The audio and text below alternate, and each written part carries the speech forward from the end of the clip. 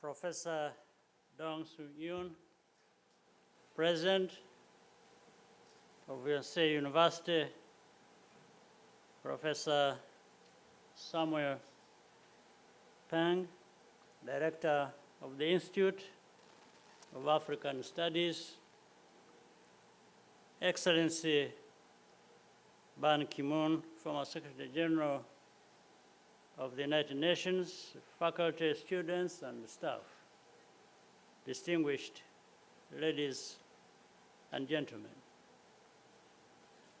First, I would like to thank you for the tremendous honor you have bestowed on me and my country with the award of this honorary doctorate.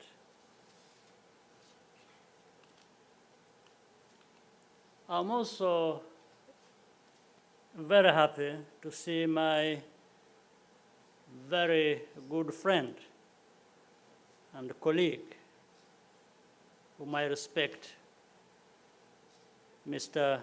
Ban Ki-moon, who we in Rwanda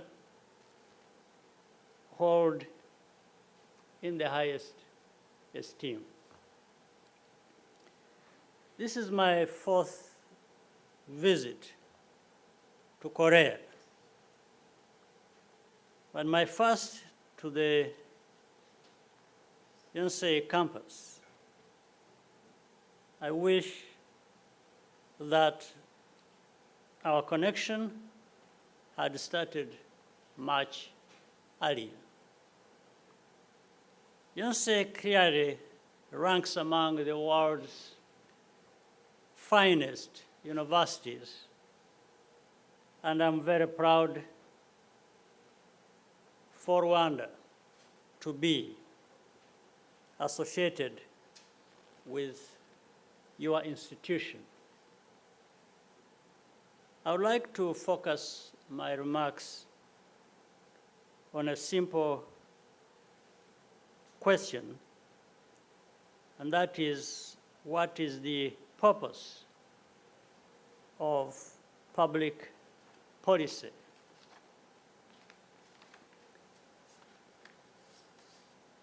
Let me put it succinctly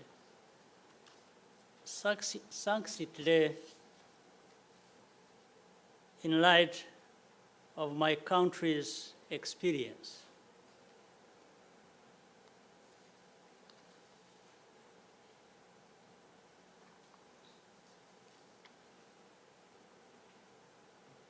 The purpose of public policy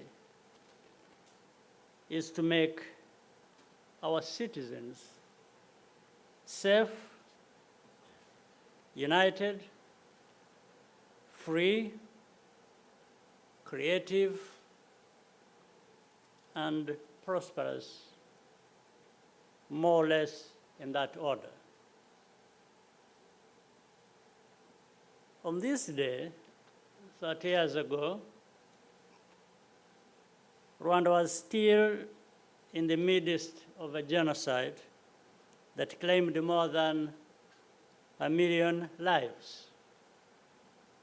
In order to keep power at all costs, the previous regime decided to eliminate one segment of the population known as Tutsi. The forces of the Rwandan Patriotic Front, which I led, put a stop to the genocide after 3 long months.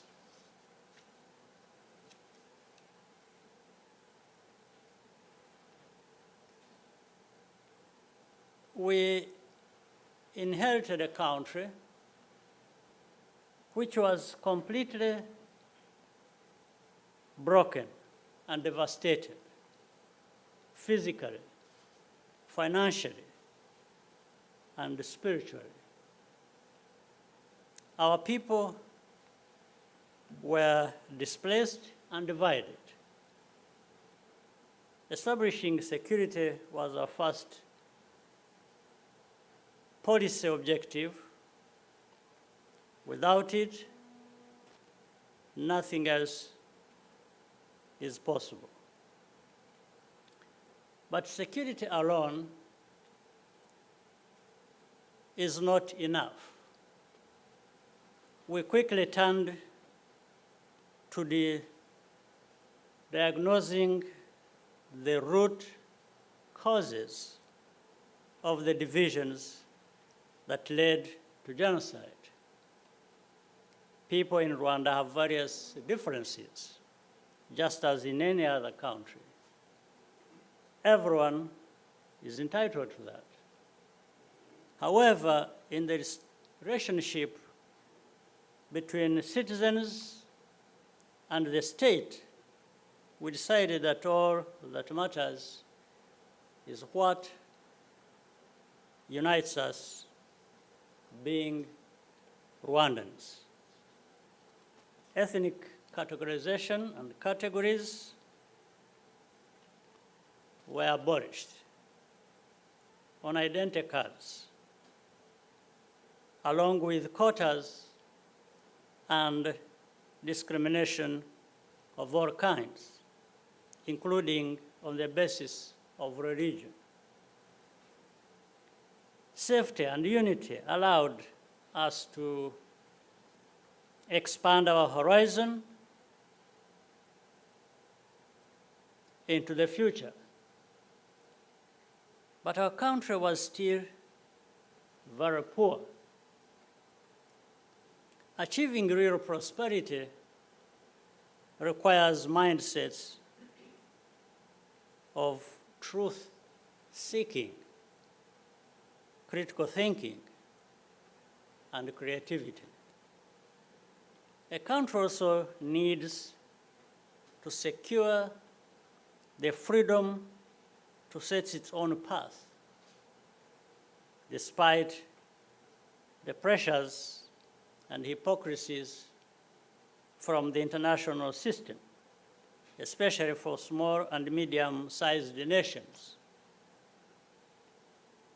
We decided to focus on instilling these virtues in our young people as a strategy for national transformation.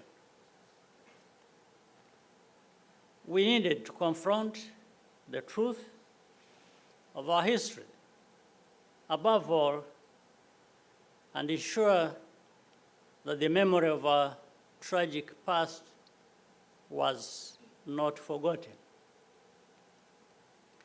For 10 years, all Rwandans participated in a national truth and justice process known as the Gacaca, which allowed communities to weigh guilt and impose penalties and provide closure to survivors. The files from these proceedings total more than 55 million handwritten pages and are now preserved in our national archives. To open the mind of our youth, we embarked in the late 1990s on the aggressive push to expand internet and technology access. Believe it or not, this was controversial at first. Some donors and philanthropists thought this was a waste of resources, which would be better spent on basic needs.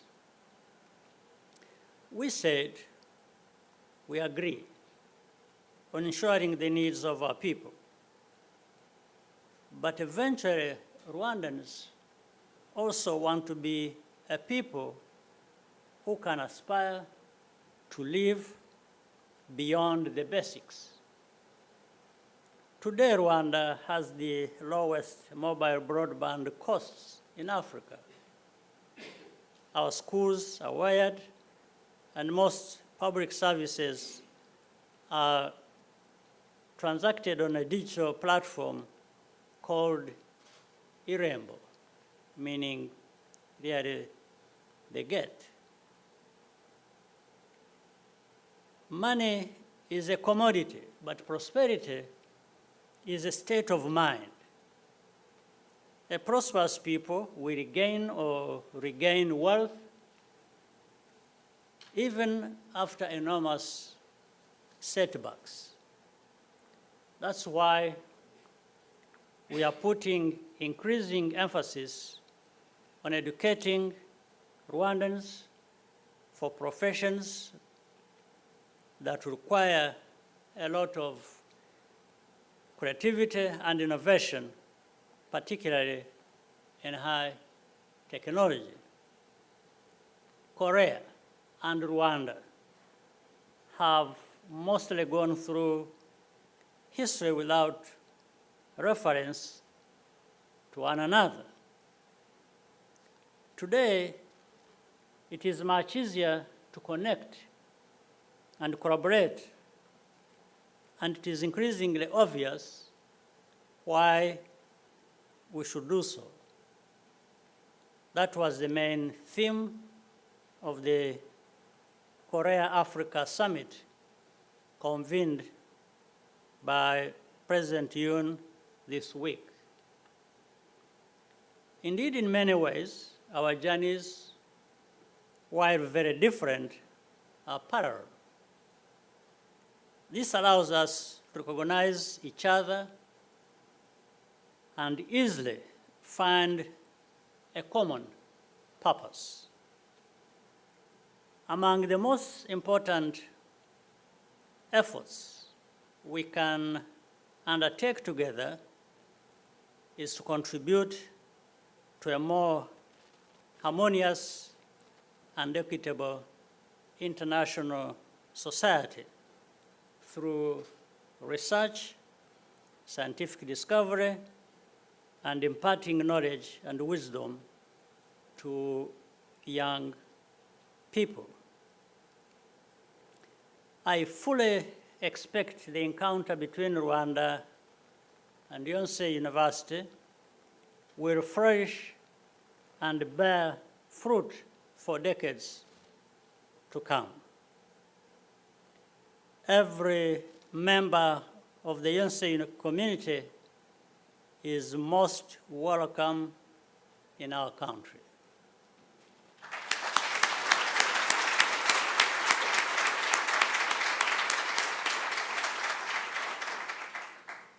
Before I close, I wish to go back to my old friend and colleague, Ban Ki-moon, because he told a story how we met at night. There is a detail he actually left out. It was very late in the night. In fact, it was morning because we met between 1 and 2 a.m. Yeah, he had to continue the journey. He was on a trip across many parts of Africa, campaigning for the Secretary General position. And I had delayed him. I was away in the countryside. So I had to make sure I see him when I came back, and that was very late. So sorry for keeping you very late. But of course, I had the honor and pleasure of working with the Secretary General when he was there at the time of the UN. And in fact, he appointed me sometime in the course of his first term as the co-chair of MDGs. I'm sure my friend Ban Ki-moon remembers that very well. And I served on that commission for a long time. But it was because of the connection we had and the backgrounds we had in terms of the feeling for humanity and development thereof that we worked so well together. And so I thank you. I'm happy to have this moment to include it in my remarks. Once again, I thank you very much for the privilege of being with you today at this prestigious university, which also Yonsei University has bestowed upon me this great honor. I thank you.